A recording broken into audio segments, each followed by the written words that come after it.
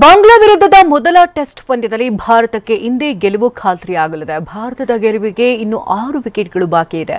Bangla ಹುಲಿಗಳನ್ನ ಬೋನಿಗಟ್ಟುವುದಕ್ಕೆ team India ಬೌಲರ್ಗಳು ಸರ್ವಸನ್ನದ್ಧರಾಗಿ ನಿಂತಿದ್ದಾರೆ.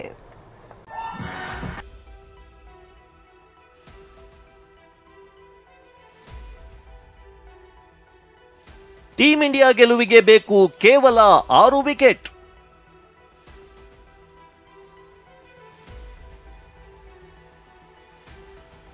ಚೆನ್ನೈನಲ್ಲಿ ನಡೆಯುತ್ತಿರುವ ಬಾಂಗ್ಲಾದೇಶ ವಿರುದ್ಧದ ಮೊದಲ ಟೆಸ್ಟ್ ಪಂದ್ಯದಲ್ಲಿ ಟೀಂ ಇಂಡಿಯಾ ಮೇಲುಗೈ ಸಾಧಿಸಿದೆ. ಮೊದಲ ಇನ್ನಿಂಗ್ಸ್ನ ಹಿನ್ನಡೆಯೊಂದಿಗೆ ದ್ವಿತೀಯ ಇನ್ನಿಂಗ್ಸ್ನಲ್ಲಿ 515 ರನ್ಗಳ ಗುರಿ ಪಡೆದ ಬಾಂಗ್ಲಾದೇಶ ತಂಡಕ್ಕೆ ಜಾಕಿರ್ ಹಸನ್ ಮತ್ತು ಶಾದ್ಮನ್ ಇಸ್ಲಾಂ ಉತ್ತಮ ಆರಂಭ ಒದಗಿಸಿದ್ರು. ಮೊದಲ ವಿಕೆಟ್ಗೆ 62 ರನ್ ಪೇರಿಸಿದ ಬಳಿಕ ಜಾಕಿರ್ ಬುಮ್ರಾ ಎಸೆತದಲ್ಲಿ ಔಟ್ ಆದ್ರು. ಇದರ ಬೆನ್ನಲ್ಲೇ ದಾಳಿಗಿಳಿದ ರವಿಚಂದ್ರನ್ ಅಶ್ವಿನ್ 35 ರನ್ ಗಳಿಸಿದ್ದ ಶಾದ್ಮನ್ 13 ರನ್ ಗಳಿಸಿದ್ದಾಗ ಮೊಮಿನುಲ್ ಹಕ್ ಹಾಗೂ 13 ರನ್ ಗಳಿಸಿದ್ದ ಮುಷ್ಫಿಕುರ್ ರಹೀಂ ವಿಕೆಟ್ ಪಡೆದರು.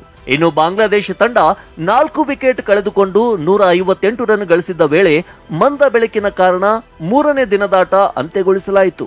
ಬಾಂಗ್ಲಾದೇಶ ತಂಡಕ್ಕೆ ಗೆಲ್ಲಲು 357 ರನ್ಗಳ ಅವಶ್ಯಕತೆ ಇದೆ. ಅತ್ತ ಟೀಂ ಇಂಡಿಯಾ 6 ವಿಕೆಟ್ ಕಬಳಿಸಿದ್ರೆ ಜಯ ತನ್ನದಾಗಿಸಿಕೊಳ್ಳಬಹುದು. ಬೌಲಿಂಗ್ನಲ್ಲಿ ಅಶ್ವಿನ್ ಕಮಾಲ್ 3 ವಿಕೆಟ್ ಪಡೆದು ಮಿಂಚಿದ ರವಿಚಂದ್ರನ್. ಮೊದಲ ಇನ್ನಿಂಗ್ಸ್ನಲ್ಲಿ ಭರ್ಜರಿ ಶತಕ ಸಿಡಿಸಿದ್ದ ರವಿಚಂದ್ರನ್ ಅಶ್ವಿನ್ ತಂಡಕ್ಕೆ ಆಸರೆಯಾಗಿದ್ರು. ದ್ವಿತೀಯ ಇನ್ನಿಂಗ್ಸ್ನಲ್ಲಿ ಬೌಲಿಂಗ್ನಲ್ಲಿ ಕಮಾಲ್ ಮಾಡಿರುವ ಅಶ್ವಿನ್ 3 ವಿಕೆಟ್ ಪಡೆದು ಮಿಂಚಿದ್ದಾರೆ.